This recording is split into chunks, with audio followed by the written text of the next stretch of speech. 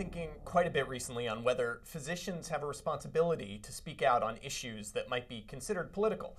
It's a tough line to walk, but my belief has always been that data is nonpartisan. So this week we wade into the controversial waters of so-called stand your ground laws, which provide immunity from criminal and in some cases civil prosecution if an individual uses deadly force when they feel their life or in some cases property is threatened. Do these laws bear on the public health? If so, must we take a stand on them?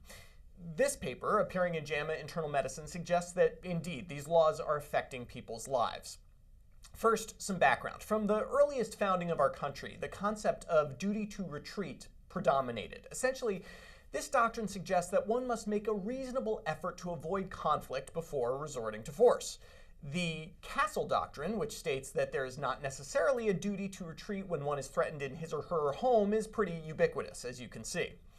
Stand your ground laws, though they differ state to state, usually remove the requirement to retreat when one feels threatened even outside the home. As you can see, fewer states have adopted these laws, but they are becoming increasingly common.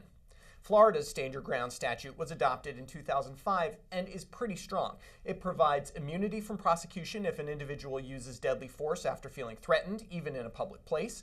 It allows the use of deadly force to protect property, such as during vehicle theft, and it protects the individual using deadly force even when they instigated the confrontation.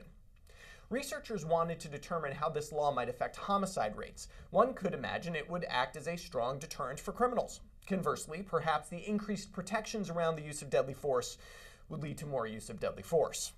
To figure it out, the researchers used what is called an interrupted time series design. Simply put, you modeled the trend in homicide rates both before and after the law was enacted. This is a bit tricky as you need to account for the overall decrease in homicide rates over time as well as seasonal factors, but what they found was fairly compelling. After the introduction of the Stand Your Ground law, there was a sharp increase in the homicide by firearm rate, in yellow. Contrast that with the stable suicide rate in blue. Suicides tend to increase in times of social and economic strife, so that serves as relatively decent control. Also note the disproportionate negative impact on white versus African American individuals, making this one of the only times I can remember seeing a law with a racial disparity that adversely affects the majority. Of course, the most compelling issue is what is missing from these numbers. We don't really know who was killed here, the victim or the perpetrator.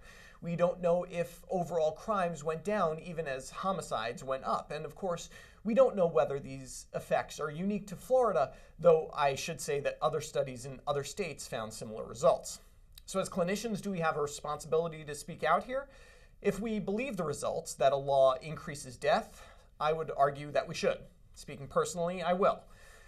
But this wasn't a randomized trial. We'll never get one of those, so there is room for those of all inclinations to maintain your political beliefs without violating your Hippocratic oath. For MedPage Today, I'm Perry Wilson.